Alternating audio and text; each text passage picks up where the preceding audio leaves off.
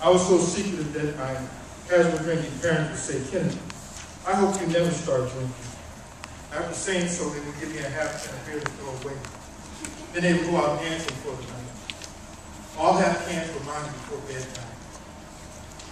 For years, I was an undercover alcoholic until Reds hit the schoolyard.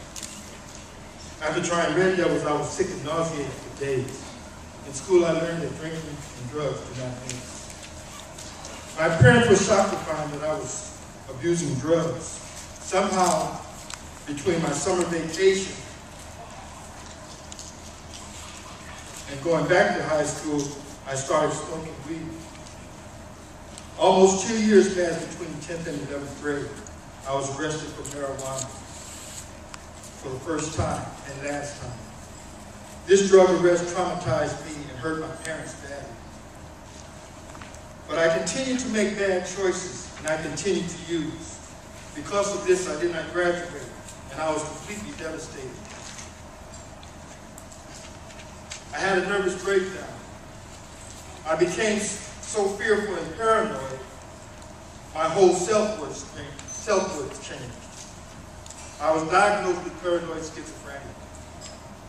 I learned that my paranoid behavior did not just come from smoking and drinking. I had developed a serious disorder that I never talked about and allowed to stay hidden and protected by my self-pity and self-denial. I went through a 2-year rehab program that was really rough, but really good for me. This allowed me to work on my self-esteem and fears. It made me realize that I had to face my inner feelings. The program was so successful that I was clean and sober for almost 4 years. But it didn't last because I didn't have the support I needed to continue my recovery. Therefore, I became a chronic relapse outpatient for years. I was taking my medications, and I had a good job. I was working long hours on my feet as a security rover. But I was slipping into weekend drinking. This caused my mental disease to resurface all over again. In addition to having a mental health crisis, I also faced a medical crisis. I was diagnosed with cancerous growths and eventually had to have surgery to remove them. Then I developed pneumonia, which led to lung failure. I had to have part of my lung removed. I moved back to my hometown, Louisville, Kentucky, where I recuperated from surgery.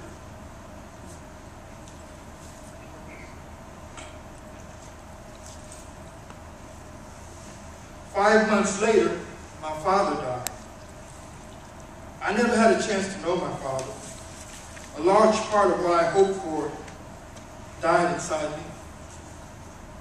Although I was sad, I recovered. However, today I still carry this void inside me after my father's death. I am recovered. After my father's burial, my mother insisted that I come to Oakland and live with her. I left my grandmother, who was not doing well after my father died. She died shortly thereafter. Once settled in Oakland, I had a very serious relationship. I received compliments from her friends about me being a good man. And that made me feel good.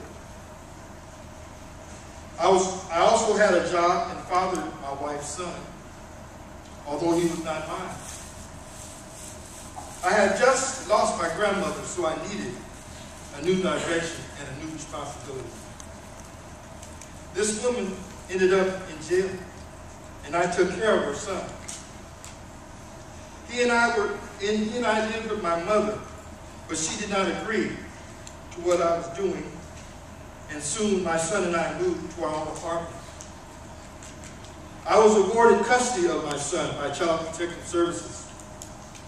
His mother was absent, but somehow convinced CPS that she needed to be around her son. In order for me to care for my son, I had to stop working and start parenting. I had parenting classes. I was becoming a good male role model for my son, however, not everyone approved. I met a female and she was nice to my son. She watched him while I went to school, college at night. His mother and I did not get along well at all. In fact, she birthed a girl by another man, and the hospital released the baby girl over to me. So now I am the father of 2 children who are not biologically mine, but I fathered them both. I had them in Sunday school on Sundays. In addition, I had my son baptized. In 2 years, I graduated from Mary Junior College with a CPA of 3.3 as an administrative justice major. I also received my certificate of completion in police science and corrections. I applied for a job as a state correctional officer. I passed the written test, and I was called for an oral interview. I was well on my way when I was hit with the blow of not passing the oral interview. I believe that my psychiatric history was the real reason why I failed. I felt that I was discriminated against because of it. I still did not give up. I recovered. I went on to apprenticeship school and paid for my union fees and membership and started working 5 days a week and making more money for us 3. I was doing great until I was forced to spank my son for fighting and not respecting other people's property. I was jailed for 59 days for making what I call a parenting decision. After my release, I was not able to keep the apartment. The back pay was too much because my probation officer was in such a hurry to put me in domestic violence classes, she ignored my tenant occupancy rights. My children and I ended up in Salvation Army shelter for children and families for children.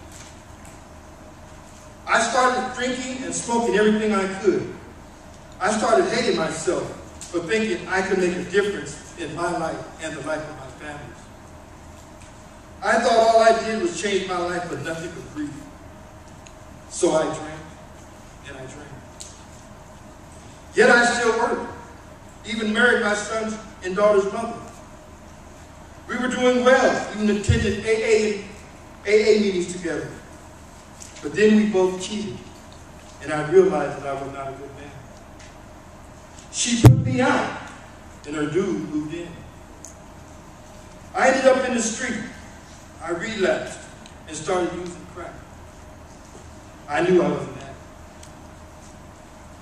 But child support was claiming me as a biological father of her children. I decided to file for DNA testing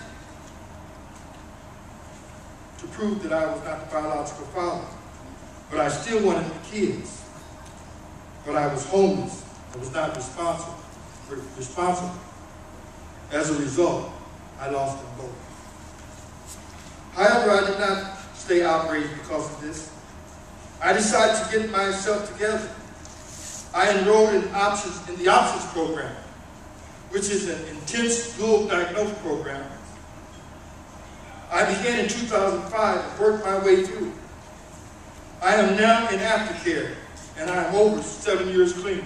Thank you.